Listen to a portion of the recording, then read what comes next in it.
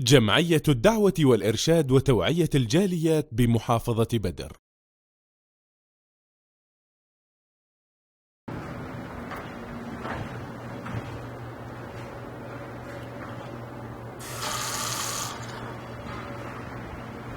আলহামদুলিল্লাহ সালাতু ওয়াসসালামু আলা রাসূলিল্লাহ ওয়া বা'দ। সুপ্রিয় মুসলিম ভাই বোনেরা, অনেক দিনী বন্ধুগণ রাসূল সাল্লাল্লাহু আলাইহি ওয়াসাল্লাম যেভাবে ওযু করেছেন সেই ওযু পদ্ধতি জানতে চেয়েছেন এবং অনুরোধ করেছেন ভিডিও করে দেওয়ার জন্য। তাই আমি আজকে রাসূলুল্লাহ যেভাবে ওযু করেছেন প্র্যাকটিক্যালি এই ওযু দেখাবো। দেখানোর পূর্বে ওযু সম্পর্কে কিছু আলোচনা করব। সেটি হলো ওযু একটি ইবাদত, যেটি সালাতের পূর্বে, তোয়াফের পূর্বে, কোরআন স্পর্শ করার পূর্বে ওযু করা প্রয়োজন, এটা শর্ত। এই ওযু যেটা একটি শরীয়তের বিধান, গুরুত্বপূর্ণ একটি ইবাদত, তাই এই ইবাদতটি রাসূল সাল্লাল্লাহু আলাইহি ওয়াসাল্লাম যেভাবে করেছেন সেভাবেই করা উচিত। আমরা ওযুর শুরুতে কি করব? ওযুর শুরুতে যেটা সর্বপ্রথম আমাদের কাজ সেটি হলো নিয়ত করা, কারণ প্রত্যেকটি আমল নির্ভর করে নিয়তের উপর। নিয়ত করে আমরা ওযু শুরু করব। তো ওযুর পূর্বে কিছু সুন্নাহ কাজ রয়েছে, সেটি হলো মিসওয়াক করা। রাসূল সাল্লাল্লাহু আলাইহি ওয়াসাল্লাম একাধিক হাদিসে বলেছেন যে লাউলা নাশুক্কাল উম্মতি লাআমারতুম বিসওয়াক ইনদা কুল্লি ওযু ওয়া ফি রাওয়ায়াতিন মা ওযু, যে আমি যদি আমার উম্মতের উপর কঠিন না মনে করতাম প্রত্যেক ওযুর পূর্বে মিসওয়াক করা বাধ্যতামূলক করে দিতাম। তো অন্য বর্ণনায় যেটা রয়েছে রাসূল বলেন আস-সিওয়াকু মুতাহহারাতুল লিল ফাম ওয়া মারদাতুল লির রব, যে মিসওয়াক আল্লাহ রাব্বুল আলামিনের সন্তুষ্টি অর্জন হয় এবং মুখমণ্ডল পরিষ্কার পরিচ্ছন্ন হয়। তাই আমরা সর্বপ্রথম মিসওয়াক করে নিব ওযুর পূর্বে। মিসওয়াক শেষ করলাম, শেষ করার পরে আমরা বিসমিল্লাহ বলে ওযু করব। ওযু শুরুর কাজ হলো আমরা বিসমিল্লাহ বলার পর দুই হাত এই কবজি পর্যন্ত ভালো করে ধুয়ে নিব। ধোয়ার পর আমাদের যেটি কাজ হলো কুলি করা, নাকে পানি দেওয়া।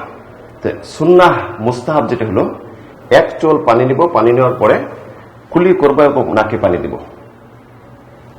যেমন এভাবে নিলাম, কুলি করলাম, নাকে পানি তিনবার।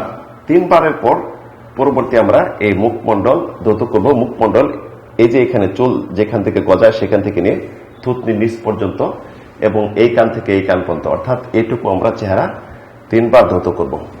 তিনবার যখন ধৌত শেষ হলো তখন আমাদের কাজ হলো এই যে হাতের কনুই পর্যন্ত, একদম এই থেকে নিয়ে এই পর্যন্ত তিনবার ধৌত করব।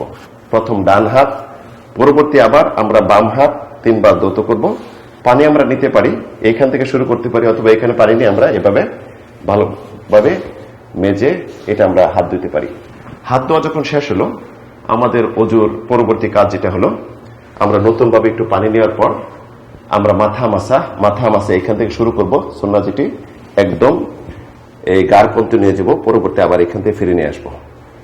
তারপর যে এই আর্দ্রতা যেটা ভিজা হাতে রয়েছে এটা দিয়ে আমরা কান মাসা করব। কান আমরা এই শাহাদাত দুটি আঙ্গুলিতে আমরা কানের এই ছেদ্রির মধ্যে, পরবর্তী এই ভিতর সাইড, তারপরে এটা দিয়ে আমরা বুড়ো আঙ্গুল দিয়ে বাইরের সাইড আমরা মাসা করব।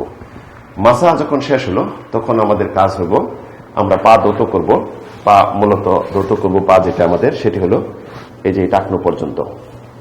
এই টাকনো পর্যন্ত আমরা ধৌত করব তিনবার। প্রথম ডান পা এই শেষ, তারপরে আমরা আবার বাম পা আমরা এই টাকনো পর্যন্ত এভাবে ধৌত করব।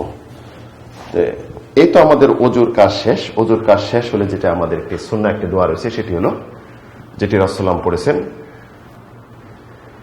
আশহাদু আল্লা ইলাহা ইল্লাল্লাহু ওয়াহদাহু লা শারীকা লাহু ওয়া আশহাদু আন্না মুহাম্মাদান আবদুহু ওয়া রাসূলুহু আল্লাহুম্মা জাআলনি মিনাত তাওয়াবিন ওয়া জাআলনি মিনাল মুতাতাহহিরিন। রাসূলুল্লাহ বলেছেন, যে ব্যক্তি সুন্দরভাবে ওযু করলো, ওযু করার পর এই দোয়াটি পড়লো, তার জন্য জান্নাতের 8টি দরজা খুলে দেওয়া হবে, যে কোনো দরজা দিয়ে প্রবেশ করতে পারবে। আলহামদুলিল্লাহ, আজকে ওযুর সংক্ষিপ্ত বর্ণনা দেখাইলাম। ইনশাআল্লাহ পরবর্তী আমরা এটা প্র্যাকটিক্যাল দেখাবো।